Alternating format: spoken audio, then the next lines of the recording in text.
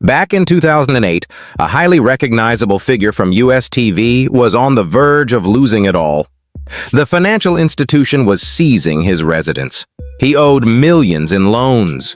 Media outlets claimed he was bankrupt and potentially without a home. This wasn't a faded young performer or a fleeting success. This was the individual who had been by Johnny Carson's side for 3 decades. Ed McMahon, the announcer who proclaimed, "Here's Johnny," each evening for 30 years, had amassed tens of millions throughout his professional life. Yet in his 80s, he couldn't cover his home loan. The paradox was nearly unbearable. The person who had once accumulated vast wealth was now facing repossession of his property by the lender. How could this occur? The explanation is more shadowy and intricate than anticipated. This is the true account of what befell Johnny Carson's partner on air. A brief history.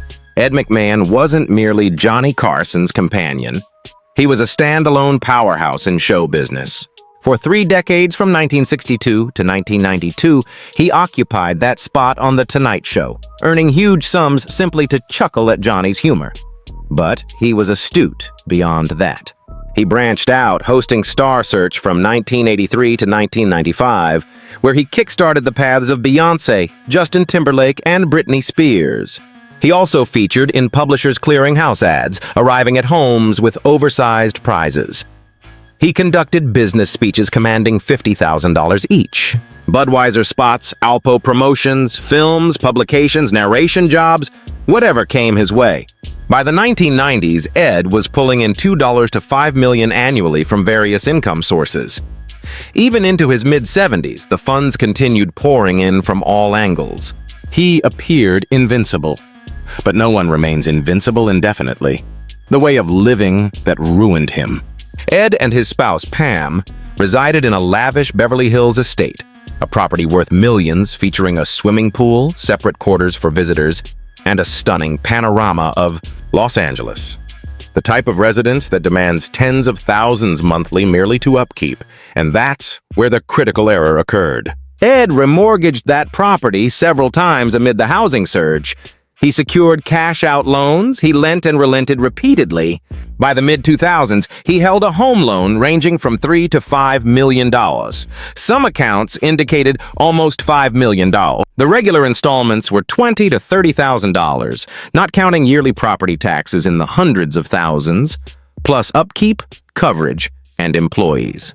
Ed was generating millions yearly, so he sustained that obligation under one belief that the jobs would persist eternally, that Ed McMahon would forever be profitable.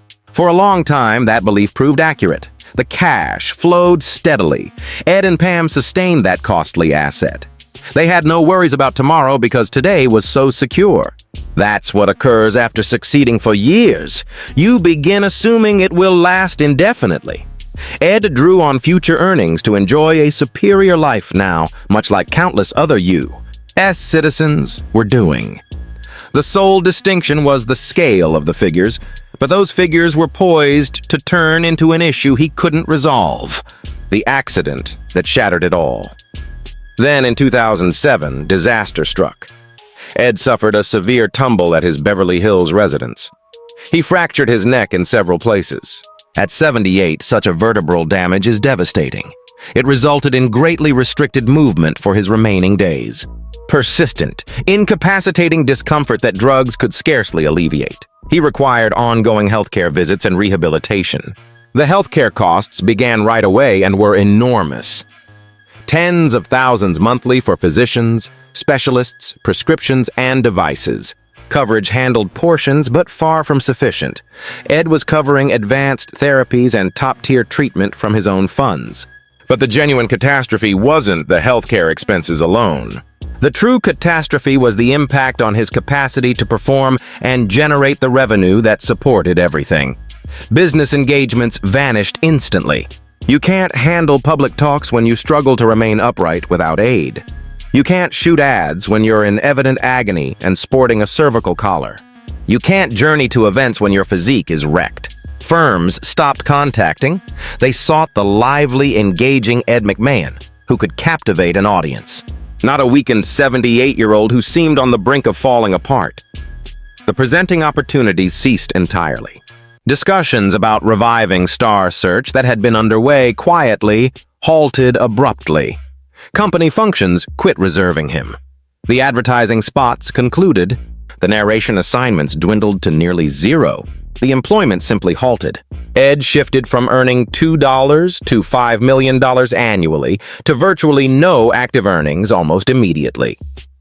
He retained royalties from years of TV appearances, but royalties are lesser and more erratic. They vary with rerun agreements and airing timetables, and they fell far short of handling a monthly loan payment of $20,000 to $30,000, plus property taxes in 6 digits yearly, plus CLs. All the healthcare costs, plus the fundamental expenses of sustaining that massive Beverly Hills estate. The earnings ceased, but the invoices persisted arriving monthly, requiring settlement. Ed began depleting his reserves, frantically attempting to maintain pace. But when you're expending $40,000 or $50,000 monthly at least, and bringing in almost zilch, your reserves vanish alarmingly quickly. In months, Ed lagged on payments, and the circumstances were about to worsen dramatically. The fractured neck wasn't Ed's sole issue. He was already submerged in additional monetary catastrophes that few were aware of. There was the poisonous mold lawsuit. Ed and Pam's prior residence suffered severe mold infestation, causing them both grave sickness. Breathing difficulties, ongoing health concerns, mysterious ailments that physicians couldn't identify initially. Once they determined it was mold, they had to vacate the property right away. It was literally harming them. They pursued legal action against the constructors and prior proprietors.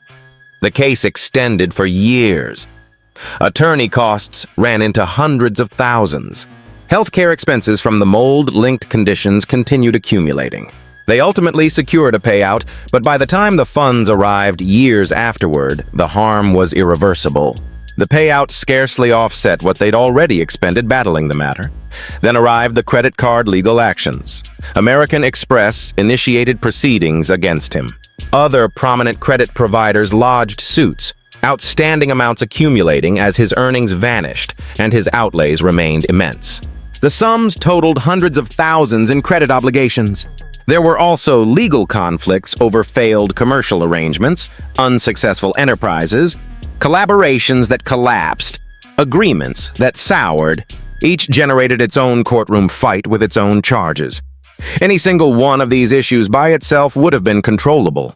A poisonous mold suit, some credit obligations, a commercial disagreement. But all striking at once while his earnings evaporated produced a disastrous economic tempest. Ed was losing funds from all sides. Attorney charges from various suits, healthcare costs from the mold and the neck fracture, loan payments that never paused, credit obligations expanding with fees and fines, property taxes owed yearly in 6 figures. Everything demanded payment simultaneously he couldn't maintain. He was slipping deeper behind each month. The deficit grew larger, and he couldn't earn his way free because his physique was damaged. Then the financial system crumbled and transformed everything into an utter horror. Then arrived 2008, and the situation shifted from personal hardship to widespread attention. The economic downturn struck. The real estate sector imploded across the country. The economy plummeted. Lending halted. Home prices in Beverly Hills dropped suddenly. Ed was already battling fiercely to meet his loan obligations. When the downturn arrived, it amplified everything tremendously. Lenders were in panic mode. Creditors were repossessing from all. There was no leniency, no discussion, just rigid, unyielding demands for funds. Failing payments on a $4 million loan in that climate rapidly turned into a publicized repossession narrative. By late 2008, accounts began emerging. Ed McMahon was hundreds of thousands delinquent on his loan. Some accounts stated over $600,000 in overdue amounts. His creditor initiated repossession actions. The tale spread nationwide instantly. Ed McMahon, the representative of Publishers Clearing House, the guy who distributed millions on TV, was on the cusp of forfeiting his own residence to repossession. The irony was irresistible for the press. Headlines blared about his economic downfall. Gossip rags published pieces asserting he was utterly bankrupt. Images of Ed appearing weak and overcome surfaced everywhere. Journalists stationed themselves outside his Beverly Hills property. The individual who had embodied wealth for 30 years was now the warning example. But the harshest aspect was yet to arrive. Ed was about to take a step that would solidify his decline in the collective memory eternally. In June 2008, Ed and his spouse Pam did something astonishing. They appeared on Larry King Live. They sat for a nationwide broadcast and candidly recognized their monetary difficulties. Ed conceded they had erred. He stated they had taken too much debt against their property. He mentioned he had presumed the employment would persist, and it hadn't. He said they were striving to retain the residents, but uncertain if they'd prevail. He appeared exhausted. He appeared vanquished. His tone wavered when discussing the potential loss of the home. It was heartbreaking to observe. Audiences weren't used to witnessing stars, particularly someone like Ed, openly confessing to economic woes. The affirmative, reliable partner who had exuded assurance and achievement for 30 years was now on TV declaring he might forfeit everything. He discussed the healthcare costs, the neck fracture, the incapacity to labor, the escalating obligations. Pam sat beside him, appearing similarly overcome. They were exposing everything for the nation to witness. The segment broadcasted and the response was swift. If Ed was appearing on Larry King to address repossession, the issues must be immense. The oversimplified tale embedded right away. Ed McMahon forfeited it all. Ed McMahon is penniless. Ed McMahon is without shelter. None of those were precisely correct, but perception turned into fact. The harm to his image was lasting. America had observed one of its most adored performers admit to economic collapse on live TV. But what most ignored was that privately, Ed was battling fiercely to preserve what remained. Following the Larry King segment, the circumstances grew even more urgent. The repossession timeline was advancing. The lender demanded its funds. Ed and Pam had few choices and time was dwindling. They attempted all possibilities. Ed contacted former colleagues in entertainment seeking advances. Some assisted, others declined. He sought new employment despite his bodily constraints. Narration assignments, anything not requiring mobility or trips. The proposals were scarce. No one desired to employ an 80-year-old in obvious deterioration. They sought to renegotiate with the lender. The creditors showed no interest in readjusting. They insisted on complete repayment. They attempted to remortgage. No institution would engage. Ed's credit rating was ruined. His earnings were absent. He was a poor candidate. They listed the property discreetly, aiming to sell prior to repossession. But it was 2008. The housing sector was collapsing. Beverly Hills estates weren't moving. Properties lingered vacant for months. Ed sought nearly $5 million for a home he owed $4 million on. Buyers were absent. The situation deteriorated daily. Overdue charges added to missed installments. Sanctions built up. The lender submitted documents progressing the repossession. Ed's attorneys struggled to postpone the procedure. They submitted requests. They asked for delays. They gained time but couldn't halt the inevitable. Ed observed his lifelong accomplishments fading, and he was powerless to intervene. His physique was too damaged to labor. His obligations were too vast to settle. The economy was too wrecked to rebound. And the timeline continued toward the moment he would lose all. Then, an unforeseen development occurred. Here's what the exaggerated reports overlooked. Ed never truly wound up destitute. He never became unsheltered. He stayed in that Beverly Hills residence as discussions proceeded confidentially. Yes, he confronted repossession. Yes, he faced grave monetary distress, but he wasn't residing beneath an overpass. He retained holdings the gossip media omitted. Royalty entitlements from 30 years of TV labor producing passive revenue. Payments from Star Search that continued quarterly. Disbursements from aged ad agreements still valid and binding. He had resolved the poisonous mold suit in 2002 for more than $7 million. Not every bit of that sum had vanished despite assumptions. He had continuing minor income flows most were unaware of. Book royalties from works authored long ago. Narration residuals from ads still broadcasting. Fees from prior appearances being replayed. None sufficed to rescue the Beverly Hills property. The loan was too massive. the debt too profound. But it signified he wasn't fully impoverished on the streets. Privately, intense talks unfolded. Prospective purchasers expressed interest in the asset despite the market downturn. Creditors opened to arrangements to evade a chaotic public repossession. Property brokers labored extensively to devise solutions, allowing Ed and Pam to depart with some respect. In early 2009, those initiatives succeeded. A purchaser appeared. The precise terms stayed confidential, but accounts suggested the transaction amount was about $4.6 million, sufficient to settle what Ed owed the lender. Donald Trump openly proposed aid to Ed then, stating he'd acquire the property personally if required. Other affluent people contacted discreetly with comparable proposals. The repossession was formally averted mere weeks before finalization. Ed and Pam sold the residence and departed rather than being ousted by law enforcement. They evaded the worst possible outcome. But the rescue carried a price. They had forfeited their home. They had exhausted their reserves. They had tarnished Ed's image irrevocably, and Ed's well-being was declining rapidly. The pressure had inflicted severe damage on his already impaired physique. But at that point, the injury to Ed's reputation was already enduring and unchangeable. The legend had embedded in the public awareness, and nothing could eradicate it. Ed McMahon squandered everything and passed away penniless on the pavement. That's what folks thought. That's what they continue to think now. It doesn't count that he sold the property instead of surrendering it to repossession. It doesn't count that he had royalty earnings still arriving. It doesn't count that he died in a medical facility encircled by relatives rather than isolated beneath a bridge. The condensed version was too ideal, too striking, too effective as a lesson in morality. The press had crafted a tale, and that tale became truth in the collective view. Ed McMahon turned into the warning narrative about exceeding your finances, about taking too much debt, about presuming the prosperous periods would endure eternally.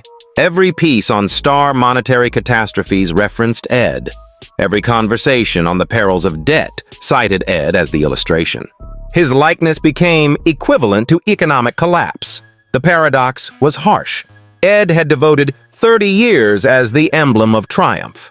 The publisher's clearinghouse representative who arrived at your entrance to announce you'd secured millions. Now he was the emblem of defeat. The individual who demonstrated that even with millions earned, you could still conclude with naught. That shift from victor to vanquished transpired publicly over merely 2 years. From 2007, when he fractured his neck, to 2009, when he passed, Ed McMahon transitioned from secure retired star to bankrupt warning example, and there was nothing he could do to halt it. The tale was established, the account was composed, and Ed was too ill and too weary to contest it any longer. Ed McMahon passed away on June 23, 2009. He was 86, only months after disposing of the residence, only months after dodging repossession. He died in a Los Angeles medical center following a chain of worsening health concerns, including lung infection and skeletal cancer. The neck fracture from 2007 had never completely mended. His physique had endured excessive harm. He didn't die without shelter, despite what countless believed then and still believe today. He didn't die impoverished on a public seat. He died in a hospital setting. His spouse, Pam, was beside him, clasping his hand. His offspring were present. He wasn't solitary in some overlooked spot. But the tale that had developed over the prior year adhered like glue. Ed McMahon forfeited everything and died destitute. The account was too striking, too ideal as a moral lesson about celebrity and riches vanishing abruptly. The reality was more subtle. He had confronted economic destruction. He had battled openly. He had sold his home to evade repossession, but he hadn't wound up on the streets. He had died with some honor preserved, just not the monetary stability he had devoted a lifetime to establishing. The sorrow of Ed McMahon isn't that he died in poverty. He didn't. The sorrow is that someone who represented affluence and accomplishment for millions of U.S. citizens concluded his existence grappling with the identical issues that devastated millions of much less renowned individuals at the identical period. healthcare costs that coverage wouldn't entirely handle, excessive borrowing in the prosperous years that became unmanageable in the downturn, an economic implosion that obliterated home values instantly, a damaged physique that could no longer produce income. These weren't exclusive star issues. These were the issues confronting millions of regular U.S. citizens in 2008 and 2009. The distinction was that when it befell Ed McMahon, the entire nation observed. His monetary collapse unfolded on TV, in gossip publications, on celebrity news programs. Every delayed loan payment became a banner. Every court document became a report.